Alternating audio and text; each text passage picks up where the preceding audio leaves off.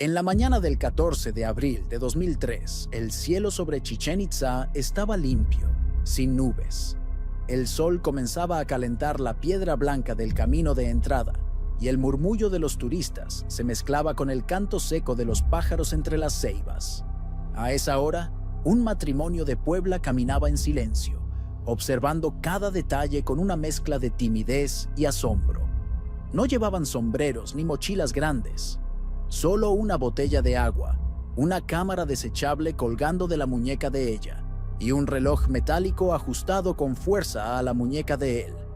Martín Ortega tenía 36 años. Era ayudante de albañil desde adolescente y, según decían sus vecinos, era el tipo de hombre que hablaba poco, pero cumplía siempre lo que prometía. Lucía Delgado, su esposa, tenía 31. Costurera desde niña, con manos firmes y voz suave, había crecido en una familia donde viajar significaba ir al mercado de otra colonia. Pero desde que vio una imagen de la pirámide de Kukulcán en un programa de televisión, guardó un deseo. Algún día estaré ahí, decía. La decisión de hacer el viaje fue silenciosa. Martín había recibido un pago extra por un trabajo nocturno en una construcción de Cuautlancingo, y Lucía convenció a su madre de que podían estar unos días fuera. Rentaron con anticipación una posada económica en Valladolid, compraron 2 boletos de ida y una cámara desechable en una papelería local. No avisaron a toda la familia. Preferían regresar con las fotos reveladas y la historia completa para contar. La imagen más clara de ese día fue tomada por una turista canadiense. Martín aparece de pie, con el brazo ligeramente detrás de Lucía. Lleva una camisa tipo polo gris claro, jeans algo gastados y un cinturón de cuero negro. El reloj brilla en su muñeca izquierda. Lucía usa un vestido de flores pequeñas, botones al frente y bolsillos a los costados. Ambos tienen el rostro serio, casi solemne, pero con una emoción evidente que se escapa en la postura contenida. Detrás, la pirámide se alza imponente bajo el cielo yucateco. Es la última imagen conocida de ellos, con vida. Tras tomarse la foto, se alejaron del flujo de turistas.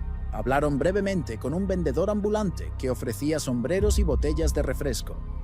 Preguntaron por un camino secundario que los llevaran a una zona menos concurrida. El hombre, según recordaría más tarde, les indicó una vereda que bordeaba un grupo de árboles y se internaba hacia una parte cerrada del complejo. No era una zona prohibida oficialmente, pero tampoco estaba señalizada. A las 11:00 am dejaron de ser vistos. La posada donde se hospedaban estaba a 20 minutos en autobús del sitio arqueológico. Esa noche no regresaron. La señora que atendía la recepción, acostumbrada a viajeros de paso, no se preocupó al principio.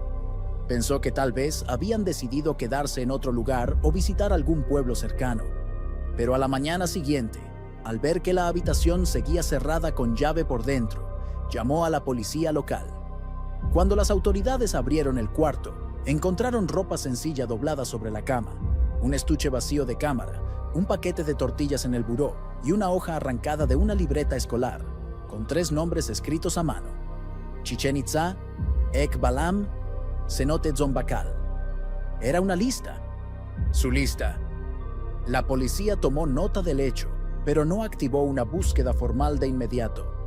La desaparición de una pareja adulta, sin señales de violencia y sin familiares que los reportaran aún, no fue considerada prioritaria.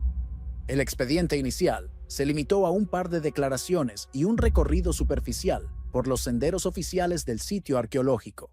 Mientras tanto, en Puebla, la familia de Lucía se enteró por una llamada de la dueña de la posada. La madre de ella, al escuchar la noticia, dijo una sola frase: «No puede ser». Ella iba a volver con fotos. A partir de ese momento, los hermanos de Martín y una cuñada comenzaron a mover contactos, llamar a conocidos, presionar a las autoridades del estado de Yucatán. Una semana después, el nombre de la pareja apareció en una nota breve de un diario local de Valladolid. Se busca matrimonio poblano desaparecido en Chichén Itzá. Fueron vistos por última vez el 14 de abril. La foto tomada por la turista canadiense que había sido revelada en una tienda del centro, fue compartida con los medios. Era la única imagen disponible, una que parecía más de vacaciones que de una tragedia. La búsqueda formal arrancó tarde y con recursos mínimos. Policías municipales hicieron un par de recorridos en moto por los alrededores del complejo. Preguntaron a vendedores, a guías turísticos y a encargados de los estacionamientos. Un exguía, de nombre Jaime, dijo haber visto a una pareja con ropa muy sencilla, caminando hacia el norte del terreno, cerca de una zona donde antiguamente se accedía a un cenote clausurado desde los años 90 por riesgo de hundimiento. Pero no pudo precisar la fecha ni describir con certeza sus rostros. Esa pista, ambigua y sin respaldo, fue registrada en el expediente con una anotación marginal: posible desvío hacia área no autorizada. Nadie volvió a investigar más a fondo esa ruta. Con el paso de las semanas y ante la falta de avances, el caso fue quedando en silencio. En la casa de la madre de Lucía, la fotografía fue ampliada y colocada sobre una repisa junto a un ramo de flores artificiales. El reloj de Martín, visible en su muñeca, se volvió un símbolo. Una de sus cuñadas repetía siempre: si ese reloj aparece algún día, vamos a saber algo. Pero durante los siguientes 5 años, no apareció nada. Ni señales, ni objetos, ni huesos. Solo rumores, versiones sueltas y un archivo que cada vez más parecía una carpeta olvidada entre papeles viejos de la oficina municipal. En los días que siguieron a la desaparición de Martín y Lucía, la rutina turística de Chichén Itzá no se detuvo. Los grupos continuaron llegando, los guías seguían contando la historia de Kukulcán y los vendedores ofrecían sombreros y réplicas de jade como si nada hubiera ocurrido. Pero para una familia en Puebla, el tiempo ya no avanzaba con normalidad. La noticia se esparció de boca en boca. Martín y Lucía no regresaron. El hermano mayor de Martín viajó hasta Valladolid para ver con sus propios ojos lo que estaba pasando. Entró al cuarto de la posada, revisó sus cosas.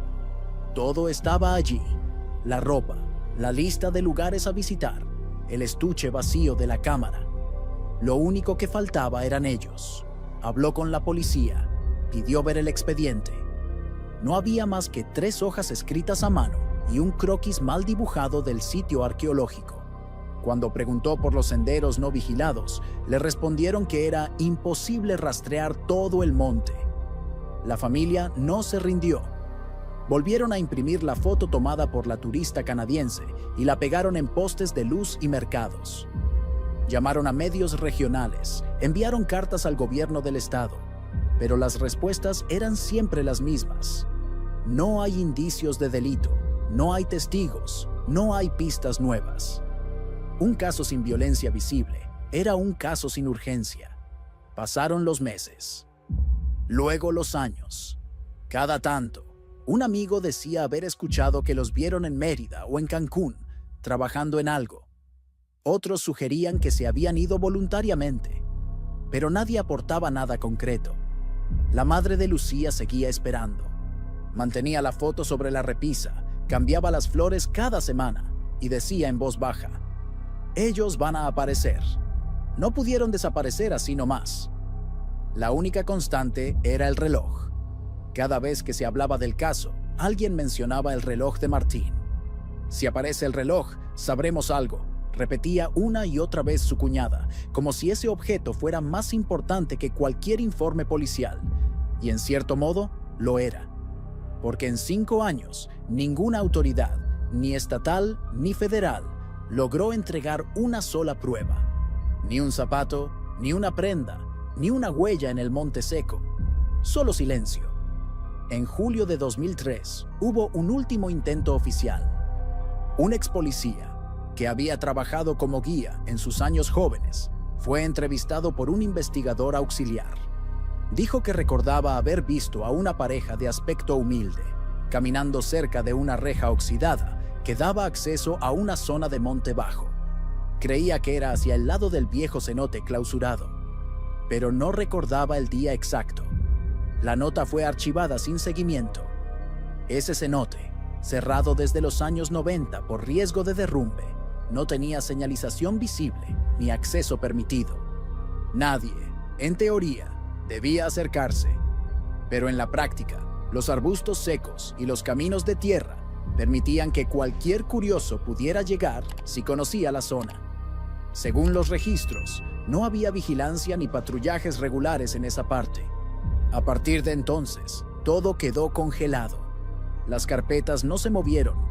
Las autoridades locales ya no respondían llamadas. Para la comunidad de Valladolid, el caso era un recuerdo vago. Para las familias en Puebla, era una herida abierta. Y para la memoria colectiva, era simplemente una historia no resuelta más. Una de tantas. Pero en agosto de 2008, todo cambió.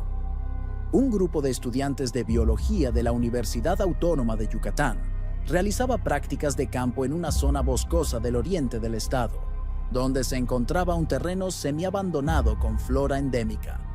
El lugar, aunque no clasificado oficialmente como reserva, había sido utilizado en años anteriores para observaciones de campo.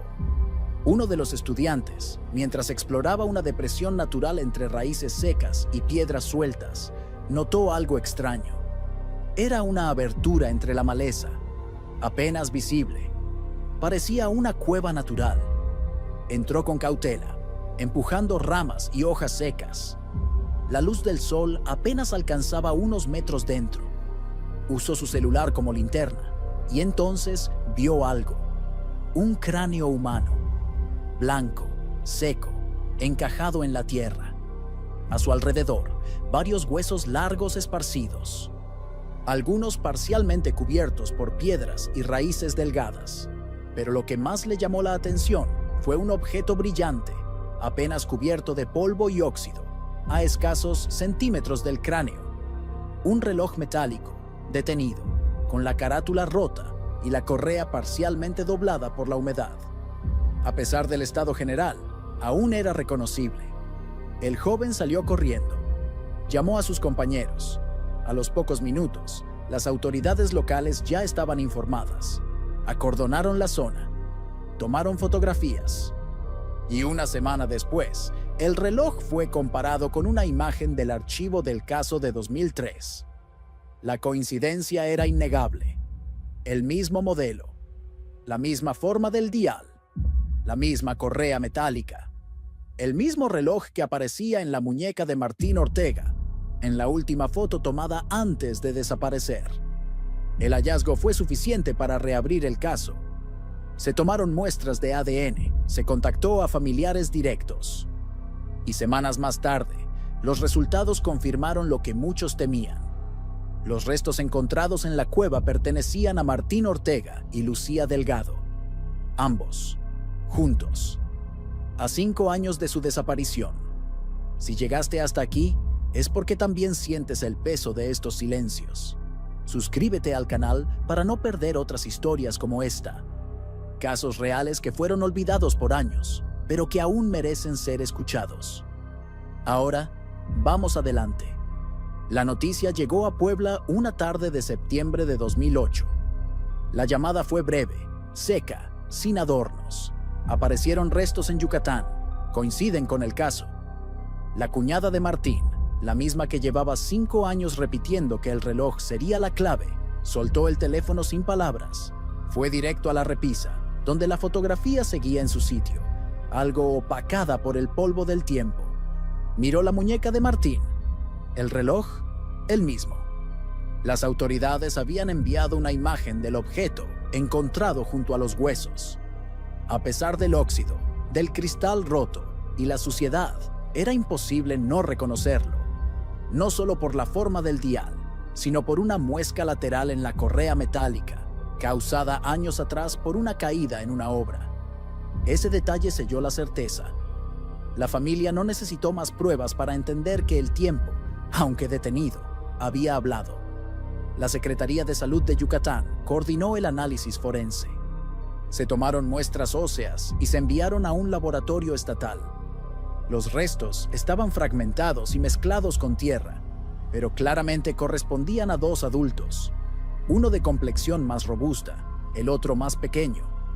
se extrajeron piezas dentales y fragmentos del cráneo y se notificó a los familiares para la recolección de muestras de ADN. Los trámites no fueron rápidos. Durante semanas, el expediente volvió a circular entre escritorios y oficinas. Pero esta vez, al menos, no era una carpeta muerta. La coincidencia visual con el reloj, documentada en la fotografía de 2003, dio fuerza al procedimiento. Un antropólogo forense confirmó que no se observaban signos evidentes de violencia. No había fracturas por impacto, ni marcas de arma blanca, ni restos de munición. Todo indicaba una muerte lenta, por causas ambientales. La cueva donde se hallaron los restos estaba a unos 600 metros del perímetro vigilado de Chichén Itzá. El acceso, irregular y sin señalización, estaba cubierto por maleza y raíces secas. No era una caverna profunda ni oscura. Al contrario, su entrada era baja. El interior no tenía más de 5 metros de profundidad y la luz natural alcanzaba buena parte del suelo. Pero para alguien desorientado, con calor extremo y sin agua suficiente, ese lugar podía parecer un refugio o una trampa. Los especialistas reconstruyeron un posible escenario. Martín y Lucía, tras alejarse de la ruta oficial, habrían seguido un sendero secundario con intención de explorar o buscar sombra. Quizás se desorientaron, o quizás pensaron que podían volver fácilmente, pero la vegetación cerrada, el terreno seco y la falta de señalización habrían hecho que se alejaran demasiado. Al encontrar la cueva, entraron, tal vez buscando descanso, tal vez esperando que alguien los encontrara, pero nadie llegó. El calor en esa zona puede superar los 40 grados. La deshidratación avanza rápido. La fatiga, el mareo, la confusión. Lucía con su vestido liviano y Martín, con su camisa ajustada y su reloj aún marcando la hora, habrían aguantado lo que pudieron. Pero en un entorno así, incluso los cuerpos más fuertes colapsan. La causa de muerte fue registrada como probable colapso fisiológico por exposición prolongada a condiciones extremas. Un eufemismo forense para decir que murieron solos, lentamente, sin violencia, sin ayuda, sin testigos. El 22 de octubre de 2008, los resultados de ADN fueron confirmados oficialmente. Los restos correspondían a Martín Ortega López y Lucía Delgado Ramírez. La noticia llegó por correo certificado, sin ceremonia ni disculpas. No hubo conferencia de prensa, ni acto público, ni mención en noticieros nacionales. Solo una breve nota en el mismo periódico local que 5 años antes había reportado su desaparición. Confirman identidad de pareja hallada en cueva cerca de cenote clausurado. En Puebla, la familia organizó una misa sencilla. Colocaron 2 veladoras frente a la foto ampliada y cubrieron el portarretrato con un pañuelo blanco. El reloj fue devuelto a la cuñada de Martín, quien lo guardó envuelto en tela dentro de una caja de zapatos. Aún marcaba la hora. Detenido. Para ella, era como si el tiempo hubiese decidido quedarse ahí, enterrado con ellos, esperando que alguien lo escuchara. No hubo homenajes, ni placas, ni justicia. El cenote cercano a la cueva sigue cerrado, sin señalización oficial, sin advertencias. Como si nada hubiese pasado, la carpeta fue cerrada oficialmente el 12 de noviembre de 2008. El acta final no incluía fotografías, ni mapas precisos del hallazgo, ni indicaciones claras sobre la ubicación exacta de la cueva. El informe médico legal mencionaba la condición de los huesos, la coincidencia genética y el estado del reloj. Nada más. Como si después de 5 años, todo lo que quedaba por decir pudiera resumirse en 4 párrafos técnicos. Para la familia, el cierre del expediente no significó el fin de la espera. Solo transformó la ausencia en otra cosa. La madre de Lucía dejó de mirar la repisa con esperanza. Ahora la miraba con resignación. Cambió las flores artificiales por una vela blanca y empezó a guardar silencio cuando alguien preguntaba. Solo decía, ya los trajeron. La caja con los restos llegó envuelta en tela blanca, sin ceremonia. Los huesos, clasificados por tamaño y envueltos individualmente, fueron colocados en una urna sencilla. No hubo ataúd, porque no quedaba suficiente cuerpo para eso. No hubo entierro en panteón, porque la familia decidió mantener la urna en casa. Por un tiempo, hasta que decidieran qué hacer. El reloj, devuelto por la fiscalía sin acompañamiento alguno, fue entregado en una bolsa de plástico sellada. Lo revisaron con cuidado. Tenía una capa de óxido superficial, pero la estructura seguía intacta. La carátula estaba agrietada, con las manecillas detenidas a las 11:42. Nadie sabía si esa hora coincidía con el momento exacto de la muerte, pero desde entonces todos la recordaban.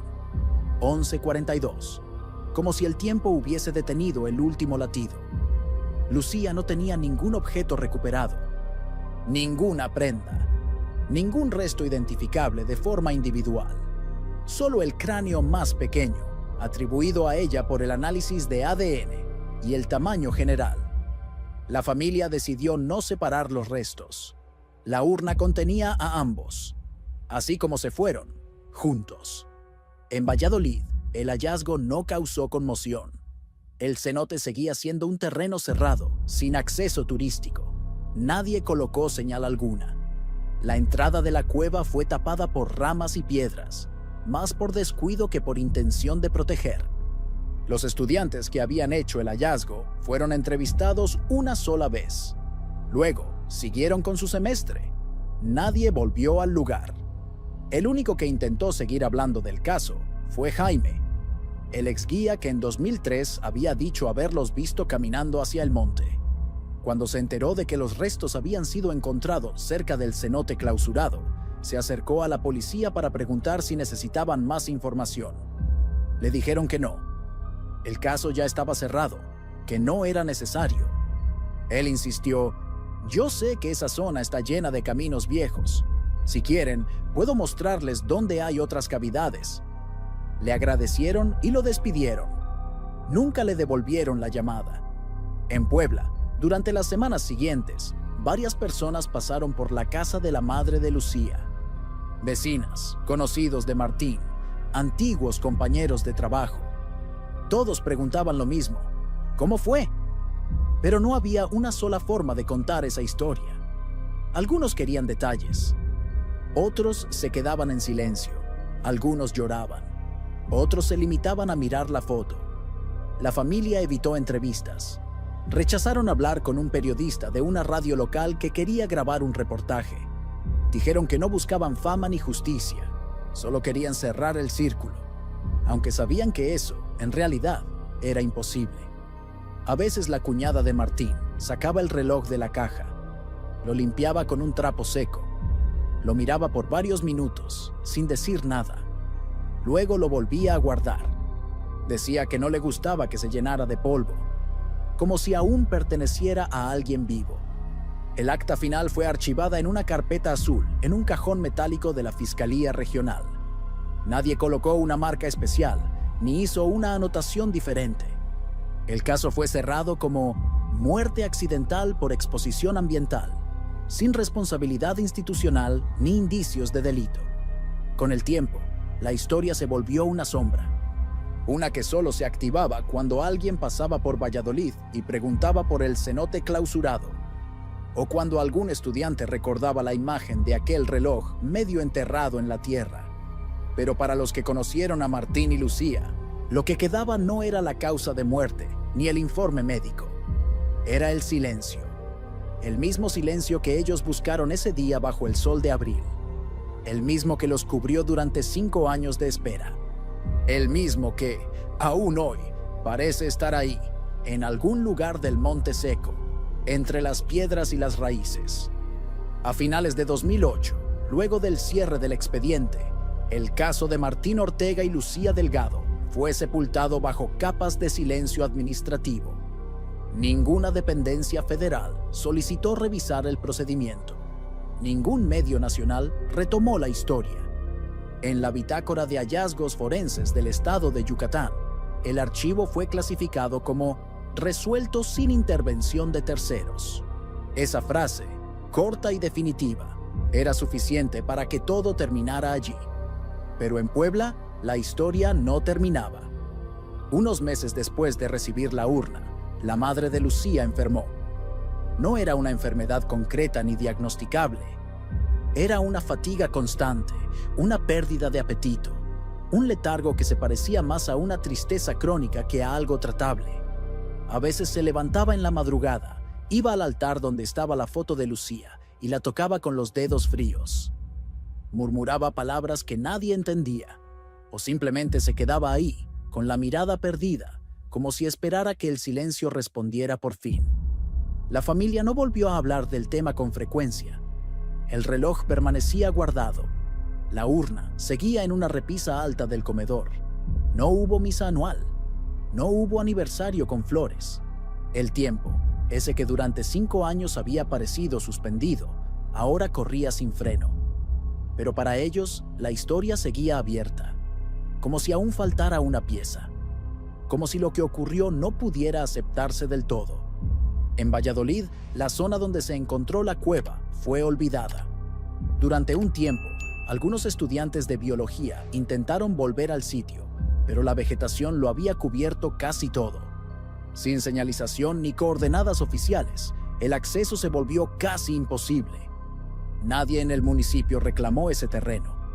Nadie propuso resguardarlo. El cenote clausurado seguía en pie, rodeado por ramas secas, con su reja oxidada semiabierta y una cadena suelta colgando como adorno inútil. Una reportera local, que había seguido el caso desde 2003, intentó publicar una crónica sobre el hallazgo y el abandono institucional.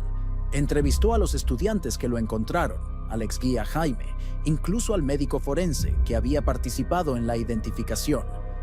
Pero cuando envió su texto al diario donde trabajaba, recibió una respuesta breve. No es nota. Caso cerrado. La periodista renunció meses después. En una entrevista informal, comentó que la indiferencia dolía más que el silencio. No es que la historia no importe, es que no conviene que importe. En algún punto de 2010, la familia de Lucía decidió mover la urna a un nicho modesto en un panteón de barrio. No lo hicieron público, no lo anunciaron. Solo fueron 2 personas, la cuñada de Martín y un sobrino. Colocaron el recipiente en una cavidad de concreto, lo cubrieron con una placa de mármol sin nombre, sin fechas, sin epitafios. Solo una palabra grabada a mano con una herramienta antigua. Juntos. Desde entonces, nadie ha vuelto a mencionar el caso en medios locales. El archivo permanece sin actualizaciones. La ficha forense nunca fue publicada en el portal estatal de personas desaparecidas. En muchos registros, Martín y Lucía siguen figurando como localizados sin causa determinada. La casa donde vivían sigue en pie. Es una construcción modesta, de un solo piso, con un tejado de lámina y un patio trasero donde crecen 2 limoneros. Cada tanto, algún vecino nuevo pregunta quiénes vivían allí. La respuesta siempre es la misma. Una pareja muy callada. Se fueron de viaje y no regresaron. Los antiguos compañeros de obra de Martín a veces recuerdan su forma de trabajar. Callado, pero siempre cumplidor. Uno de ellos, ya jubilado, conserva una foto grupal donde Martín aparece en una esquina, con el mismo reloj brillante en la muñeca. Dice que la guarda no por tristeza, sino por respeto. Fue el único que no volvió, pero al menos supimos dónde quedó. Y en casa de la cuñada, el reloj aún sigue en la caja de zapatos. A veces ella lo abre, lo observa, le limpia el polvo con el borde de una servilleta. Luego lo vuelve a cerrar. No es un objeto de culto, tampoco de nostalgia.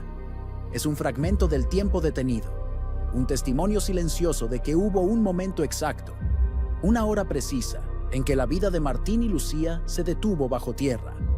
Lo que vino después no tiene explicación, ni cierre real. Solo la repetición de un eco que nadie volvió a preguntar. En el fondo de un cajón, junto a algunos recibos antiguos y fotografías escolares descoloridas, sigue guardada la copia original de la foto que lo inició todo. La imagen tomada por la turista canadiense. Lucía de pie, con el vestido de flores. Martín detrás, ligeramente ladeado, con la mirada casi perdida. Detrás de ellos, la pirámide, el cielo abierto, el sol marcando las sombras. Esa imagen, durante años, fue lo único que sostenía la idea de que algún día volverían. Ahora, después de todo lo ocurrido, sigue siendo lo único que queda para recordarlos como eran. Vivos, sencillos, emocionados por algo que para otros era solo una postal más. La cuñada de Martín, que nunca se acostumbró a llamar cierre a lo que pasó, tiene una copia ampliada enmarcada en la sala. Ya no le coloca flores, ni le habla en voz baja. Solo la limpia de vez en cuando y la vuelve a colgar con cuidado. Dice que no es un altar, que no es para recordar la muerte. Es para que nadie olvide que estuvieron ahí, que existieron. En esa casa, la televisión ya no suena fuerte. Las noticias pasan sin impacto. Cada vez que alguien habla de otra desaparición, de otro cuerpo hallado, de otro caso cerrado sin justicia, el ambiente se vuelve más espeso. Nadie opina, nadie pregunta. Como si hablar de eso pudiera reactivar dolores que el tiempo apenas consiguió enfriar. Pero hay detalles que no se disuelven. La última vez que el reloj fue revisado, las manecillas seguían en la misma posición. 11:42. No importa cuántas veces se limpie o se exponga al sol. El metal oxidado y las grietas en el vidrio no cambian. Ese reloj ya no mide el tiempo. Es el tiempo. Y aunque parezca insignificante, ese objeto, rescatado del polvo, reconocido en una fotografía, confirmado por la familia, fue el único puente entre el silencio de la tierra y la verdad. No lo encontraron por una pista policial. No lo recuperaron gracias a una orden oficial. Apareció por casualidad. Fue visto por un estudiante, identificado por una familia, validado por un recuerdo. El reloj fue lo único que no mintió. En la Fiscalía Regional de Yucatán, el expediente del caso no ha sido reabierto, tampoco ha sido digitalizado. Sigue siendo una carpeta física, con hojas manchadas de humedad y notas escritas a mano. Nadie más lo ha solicitado. Nadie más ha preguntado por Martín Ortega ni por Lucía Delgado. Durante los años siguientes, los terrenos cercanos al cenote clausurado fueron parcialmente utilizados por una empresa de excursiones privadas. No hay evidencia de que supieran del caso. Instalaron senderos artificiales, pasarelas de madera y una pequeña caseta informativa que menciona la historia maya, pero no el hallazgo de 2008. La cueva, según los mapas, ya no aparece. Fue obviada, ignorada, cubierta por vegetación o por decisión. Uno de los estudiantes que participó en el descubrimiento, ahora biólogo, comentó años después que el hallazgo lo marcó profundamente, que desde entonces, cada vez que entra a una cueva, se detiene unos segundos antes de avanzar. Dice que no por miedo, sino por respeto, que hay lugares donde el silencio pesa distinto, donde uno no entra, sino que se presenta. Ninguna dependencia oficial volvió a visitar la zona. Ninguna institución colocó una placa. Ningún arqueólogo fue consultado. La historia de Martín y Lucía no forma parte de los registros públicos del sitio arqueológico. No hay ninguna mención de su paso por ahí. Es como si nunca hubieran estado.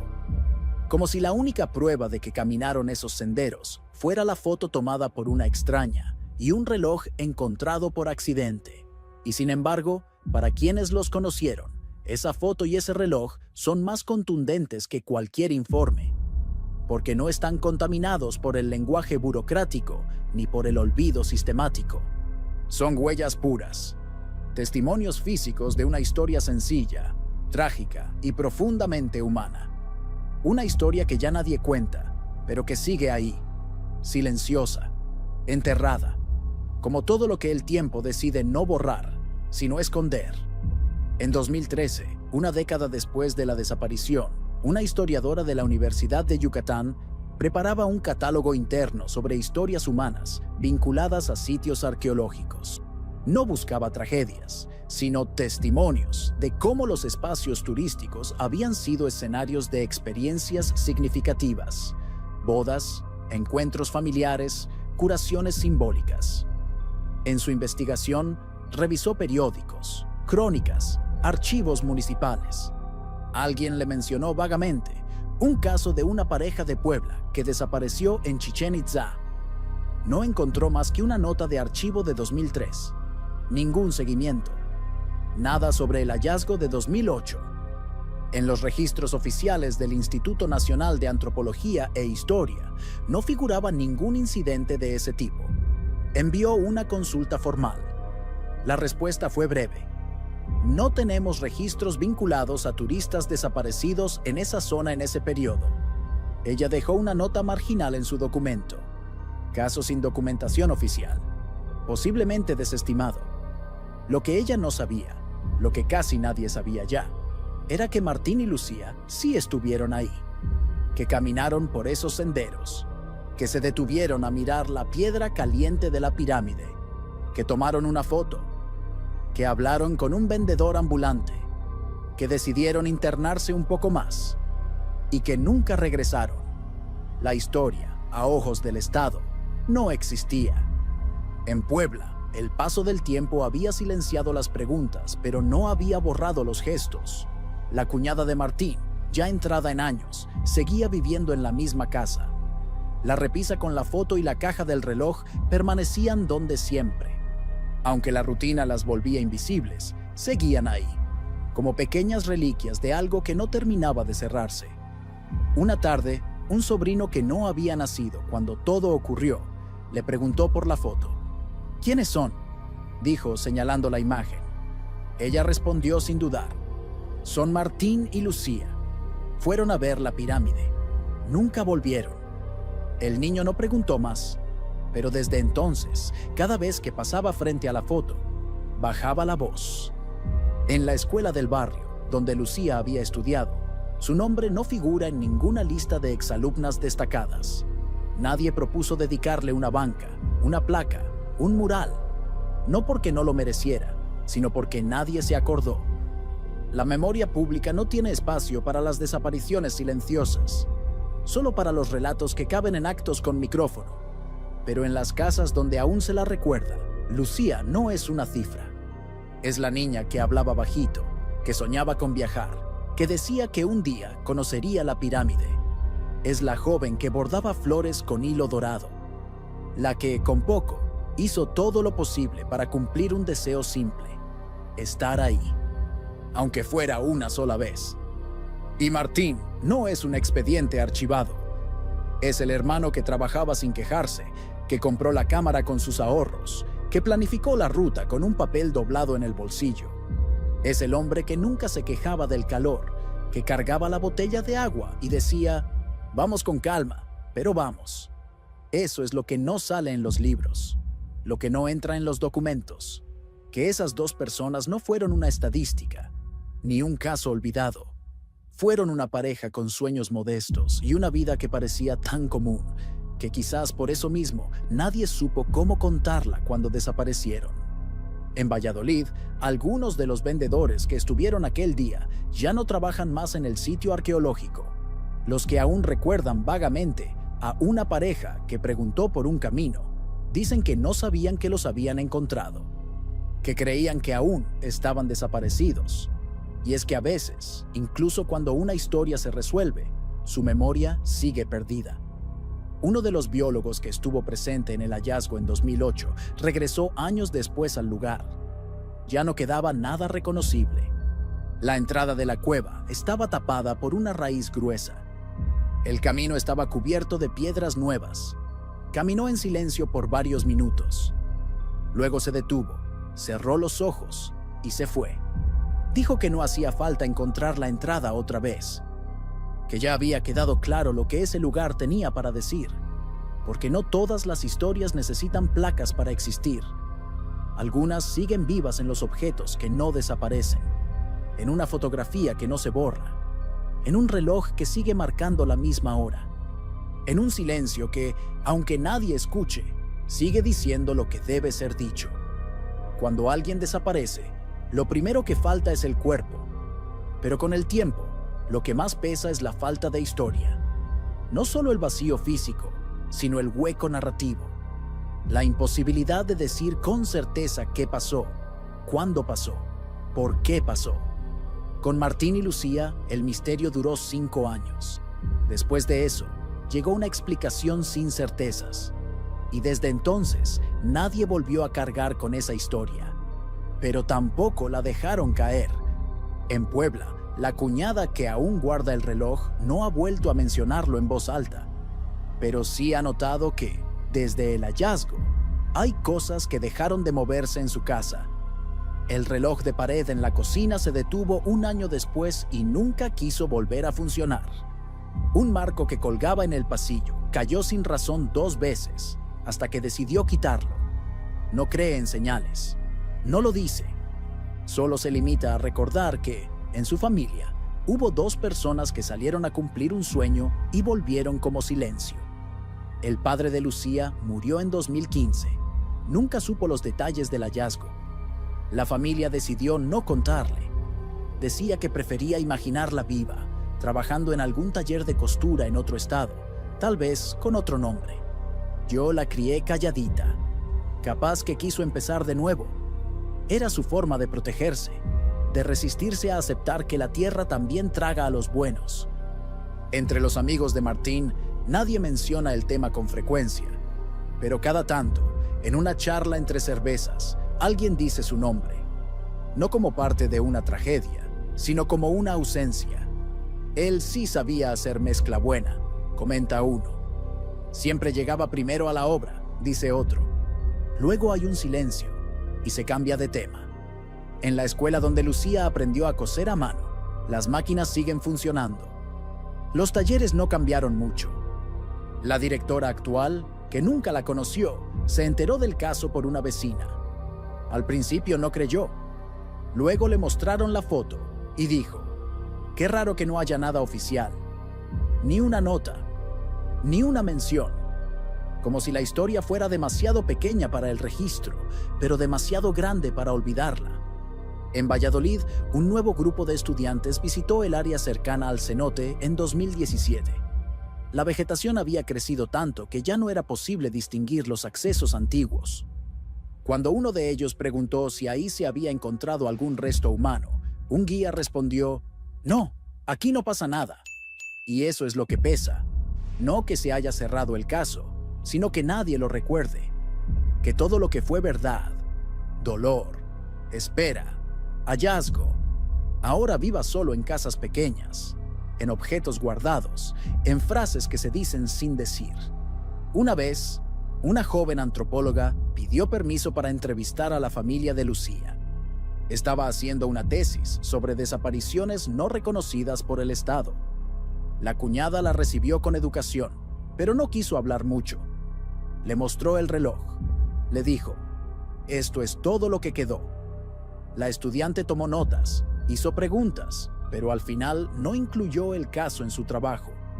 Dijo que no tenía suficiente documentación oficial, que no podía comprobar lo que no estaba en archivos públicos.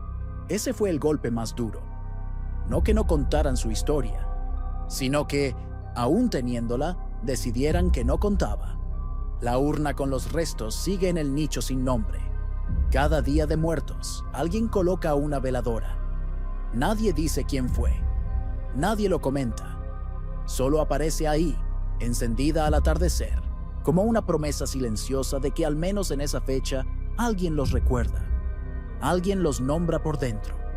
Y aunque el país ha acumulado miles de historias de desaparición en estos años, la de Martín y Lucía permanece quieta, intacta, como un caso que nadie carga, pero que tampoco se cae.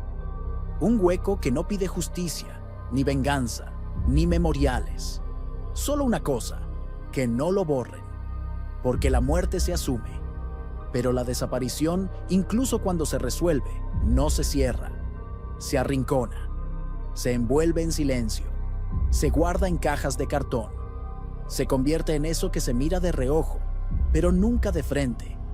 Y así, la historia de una pareja humilde que soñaba con ver una pirámide se fue quedando en los márgenes. No por insignificante, sino por incómoda, por no encajar en ninguna versión útil, por ser demasiado real. En algún momento, Entre 2019 y 2020, la cuñada de Martín fue internada por una caída en casa, la pierna izquierda fracturada y un diagnóstico de diabetes descompensada la obligaron a permanecer semanas en reposo. Durante ese tiempo, su sobrino mayor, el mismo que de niño había preguntado por la foto, se hizo cargo del lugar. Ordenó, limpió, retiró cosas viejas, pero no tocó ni la repisa con la foto ni la caja donde estaba el reloj. Un día, mientras barría el patio, encontró un cuaderno viejo, húmedo, con hojas pegadas entre sí. Lo había olvidado en una bolsa de plástico detrás del armario. Era un cuaderno escolar de Lucía, con su nombre escrito en la portada en tinta azul. Las primeras páginas eran ejercicios de caligrafía. En las últimas había frases cortas, anotaciones sueltas: visitar Chichén Itzá, llevar cámara, llevar vestido cómodo. Palabras que no parecían una lista, sino un deseo en voz baja. El sobrino lo guardó sin decir nada. No lo mostró. No lo publicó. Lo envolvió en una bolsa nueva y lo colocó junto al reloj, como si ese gesto, mínimo, fuera suficiente para decir: aún estamos cuidando esto. En Puebla, la casa donde vivían Martín y Lucía sigue ocupada, pero ya no por familiares. Una pareja la rentó hace algunos años. Dijeron que no les molestaba el pasado, que respetaban lo que hubiera ocurrido allí. Una vecina les comentó: aquí vivieron dos personas buenas. Se fueron de viaje y no volvieron. Los nuevos inquilinos no preguntaron más. Aceptaron esa frase como suficiente. En Valladolid, el paisaje ha cambiado. Nuevos caminos, nuevas construcciones, nuevas políticas turísticas. El cenote clausurado sigue cerrado, pero ahora está cubierto por una malla verde y algunos letreros de zona peligrosa. No hay mención alguna al hallazgo de 2008. La cueva, según los mapas actualizados, no existe. Fue omitida. Deliberadamente o no, desapareció del registro. En 2022, un joven cineasta independiente quiso hacer un documental sobre casos olvidados en zonas turísticas de México. Buscó historias pequeñas, humanas, no mediáticas. Alguien le habló del caso de Martín y Lucía. Investigó. Encontró la nota del periódico local de 2003. Nada más. Buscó en registros forenses. Nada. Escribió a la Fiscalía de Yucatán. Le respondieron que no podían compartir expedientes cerrados. Viajó a Puebla. Habló con vecinos. Nadie quiso hablar en cámara. La cuñada de Martín le dijo que ya no tenía fuerzas para contar otra vez todo, que cada palabra dolía como si volviera a ocurrir, que no necesitaban un documental, que solo querían que no los olvidaran. El joven agradeció, se despidió y al irse dejó una carta escrita a mano. A veces una historia no necesita luces ni pantallas, solo necesita que alguien la respire. Y eso es lo que pasó con la historia de Martín y Lucía. Dejó de ser contada, pero no dejó de ser respirada. En los barrios donde crecieron, hay quienes aún la mencionan en voz baja. Hay quienes, sin conocerlos, saben que una pareja humilde desapareció un día en Chichén Itzá y fue hallada 5 años después en una cueva olvidada. Y aunque no recuerden los nombres, recuerdan la foto, recuerdan el reloj, recuerdan que algo tan grande como eso puede pasar sin que nadie lo vea. Porque eso es lo que hacen las ausencias que no se explican. Se filtran en las costuras de la memoria colectiva, en los silencios de sobremesa, en los cambios de tema repentinos, en la forma en que alguien, al pasar por una pirámide, se detiene y mira el monte seco a un costado, sin saber por qué. Y así, la historia sigue viva, no en los archivos, no en la televisión, sino en la gente que no la olvida aunque no la entienda del todo. En quienes, sin saberlo, aún llevan un pedazo del eco de esa desaparición. En 2023, el nombre de Martín Ortega y el de Lucía Delgado ya no aparecían en ningún registro de búsqueda activa. No figuraban en las bases de datos de personas desaparecidas, ni en los informes forenses digitales. El caso, archivado desde 2008 como resuelto, había sido retirado de cualquier lista pública. Legalmente, el asunto estaba cerrado. Administrativamente, también. Pero hay cosas que no se cierran con papeles. En Puebla, el sobrino que guardó el cuaderno de Lucía se mudó a otra ciudad. Antes de irse, colocó la caja con el reloj, el cuaderno y la fotografía en una bolsa sellada y la dejó bajo llave en el cuarto donde dormía la cuñada. No dijo nada. No dejó instrucciones. Solo la colocó ahí, como quien deja una vela encendida en un lugar sagrado. Ella, que ya apenas camina, supo de inmediato lo que era. No la abrió, no la movió, solo le dijo a una vecina: ahí está todo lo que queda de ellos. Y volvió a su silencio. Aquel cuarto, antes lleno de vida familiar, ahora huele a ropa guardada y a tiempo detenido. Las cortinas están cerradas casi todo el día. El polvo se acumula en los bordes de los muebles. Solo la repisa de la fotografía sigue limpia, como si el resto del espacio pudiera envejecer, pero esa imagen no.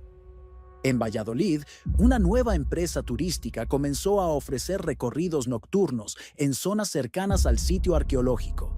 Algunos visitantes preguntan por el cenote clausurado. Los guías dicen que no se puede acceder, que es peligroso, que no hay nada que ver allí. Nadie menciona lo ocurrido. Nadie habla de la cueva. Pero un trabajador joven, que se enteró por casualidad del caso, suele quedarse en silencio cada vez que pasan cerca.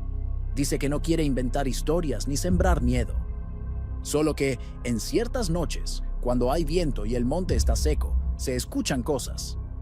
No voces, no ruidos, solo un silencio diferente, más pesado, más espeso, como si algo se mantuviera ahí, a la espera de ser reconocido.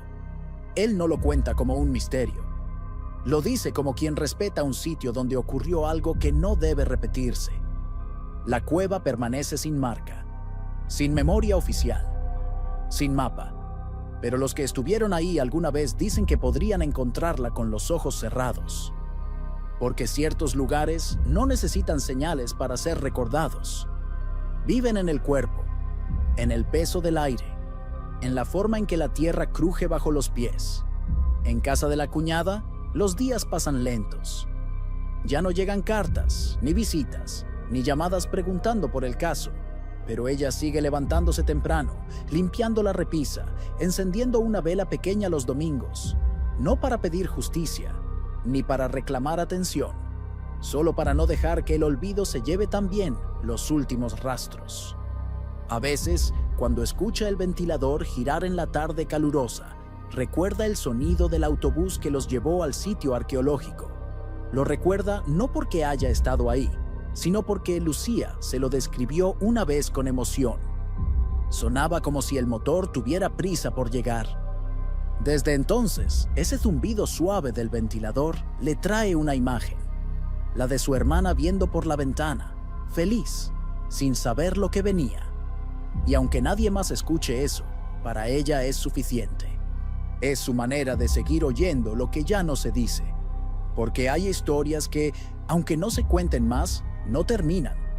Se transforman en ecos suaves, en costumbres, en formas de mirar el mundo, en recuerdos que se activan sin aviso, como un perfume olvidado que vuelve con una brisa.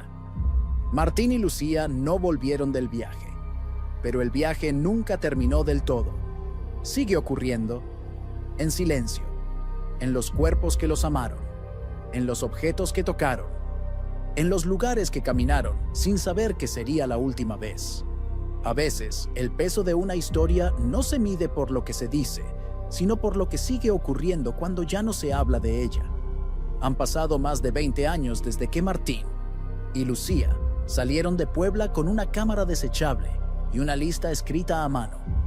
La foto frente a la pirámide sigue intacta, colgada en una repisa donde nadie la mira directamente, pero todos la evitan con respeto.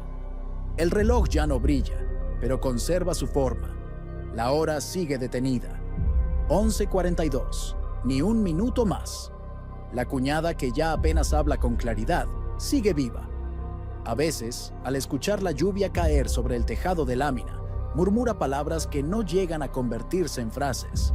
Una vecina dice que en una ocasión la escuchó decir: no era lejos, estaban tan cerca. No sabe si hablaba del camino de regreso o de otra cosa. Solo repitió eso una y otra vez hasta quedarse dormida. En Valladolid, los senderos turísticos siguen ampliándose. Nuevas empresas, más visitantes, más ruido. Pero hay un punto donde el monte no se deja tocar. Un tramo seco, sin atractivo, sin nombre, donde los guías evitan detenerse. Dicen que es por logística, pero algunos simplemente no quieren explicar por qué prefieren tomar otro camino. Un joven que trabaja en mantenimiento asegura haber encontrado una piedra con marcas de óxido, enterrada a medio metro del suelo. Dijo que parecía haber sostenido algo metálico alguna vez. No lo reportó, no lo movió, solo volvió a taparla con tierra y siguió su camino en silencio. En Puebla, el nicho sin nombre donde reposan los restos de Martín y Lucía sigue sin inscripción. Solo juntos, grabado a mano, ya desgastado por la lluvia. Pero cada noviembre, una veladora nueva aparece. Alguien la deja al atardecer. Nadie la ve llegar. Nadie pregunta.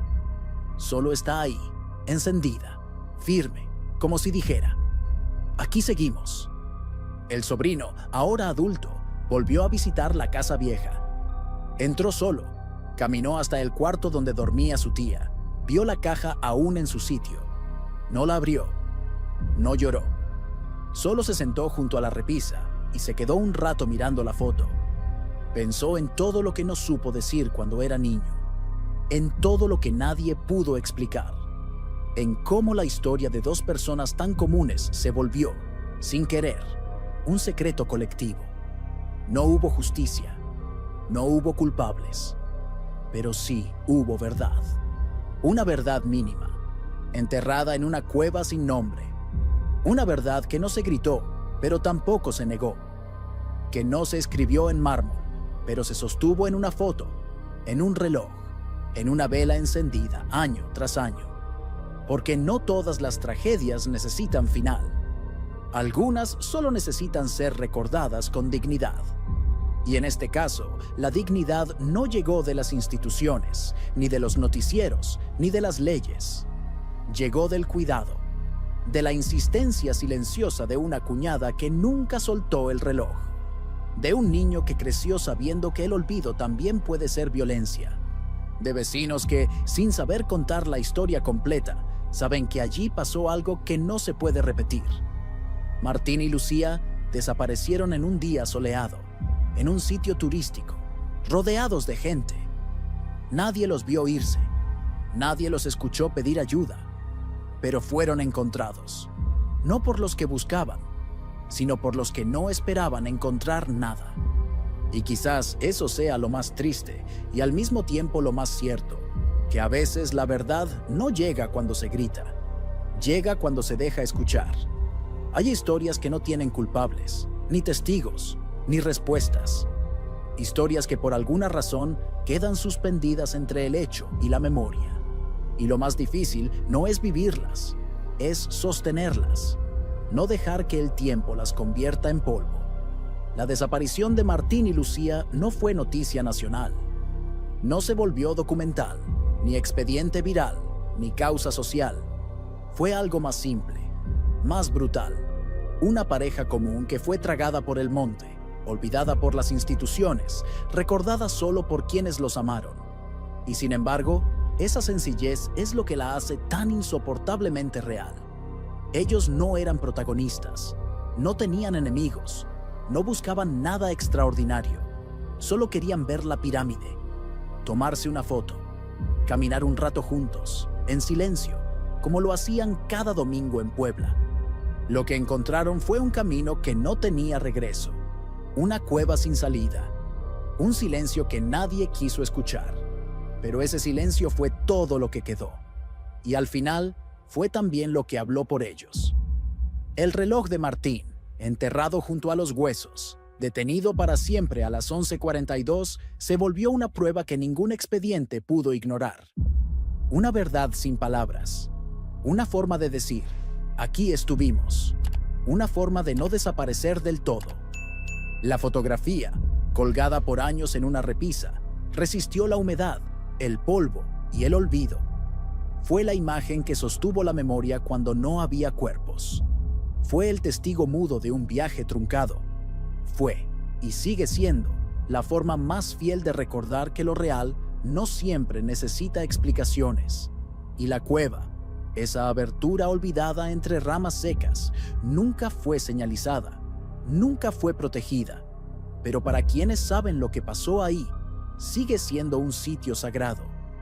No por lo que contiene, sino por lo que representa, que incluso en el abandono más absoluto, la verdad puede salir a la luz si alguien se detiene a mirar. Martín y Lucía no volvieron, pero no están desaparecidos. No mientras haya una vela encendida cada noviembre. No mientras una mujer anciana siga limpiando la foto. No mientras un reloj oxidado siga marcando la hora exacta en que el mundo se detuvo para ellos. No todos los finales cierran con justicia. Algunos solo ofrecen un poco de descanso. Y a veces, eso es lo único que queda por pedir. Si llegaste hasta aquí, es porque también crees que algunas historias merecen ser contadas, incluso cuando ya no hay nadie que las escuche. Suscríbete al canal para que estos silencios no se pierdan. Comparte este caso si tú también crees que hay ausencias que no deben enterrarse. Esta historia ya terminó, pero otras todavía están esperando ser encontradas.